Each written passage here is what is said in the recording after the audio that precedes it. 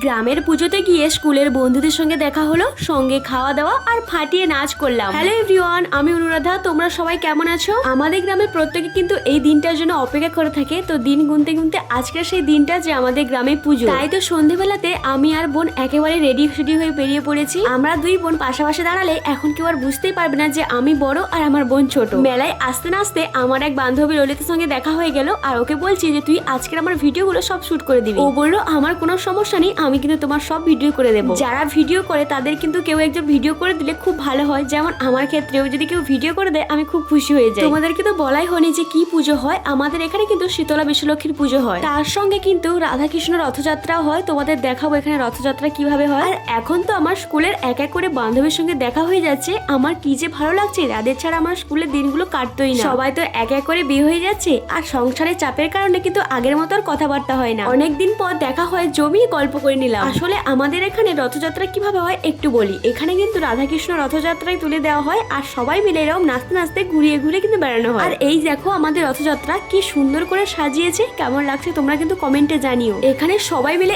এত সুন্দর নাচ করছিল, তাই নিজেকে আমি আর সামলে রাখতে পারলাম না।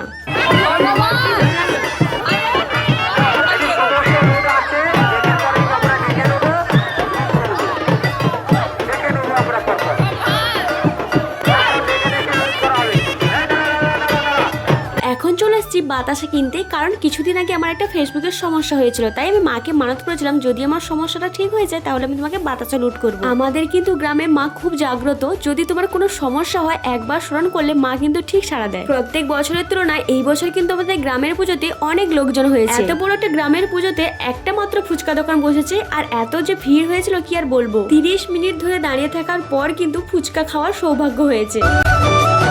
আমি তো দেখো একটার পর একটা গপ গপ করে ফুচকা খেতে শুরু করেছি, কিন্তু আমার ক্যামেরাম্যান দাঁড়িয়ে আছে, তাই ভাবলাম ওকে না দিলে হয়, তাই আমি কিন্তু ওকে খাইয়ে দিলাম। এখন চলে এসেছি একটা অন্য দোকানে। এই যে গরম গরম ওই চাকাগুলো ভাজা হচ্ছিল, দেখে কি খেতে লোভ লাগছিল তাই কিনে নিলাম। এইদিকে তো আমার বন্ধুরা বলছে কি রে ঠান্ডা খাবি? আমি বলছি তোরা যদি কিনে দিই কেন খাবো না। তাই দেখো কর্নারও কিনে দিয়েছে। এখন তো সন্ধ্যা আরতি হচ্ছে, আর এই বছর দেখো ড্রোন নিয়ে এসছে যাতে আমাদের পুজোটাকে সুন্দরভাবে একটা ভিডিও তৈরি করতে পারে। সবশেষে এখানে এত পরিমাণ বাতাসা লুট করা হচ্ছিল, সবাই দেখো বাতাসা কুড়ানোর জন্য ঝুঁকে পড়েছে। আমরাও কিন্তু কিছুক্ষণ ধরে বাতাসা করানোর পর বাড়ি চলে এসেছি। তাহলে চলো আজকে ব্লগটা এখানে শেষ করছি, দেখা হবে নেক্সট ভিডিওতে। টাটা।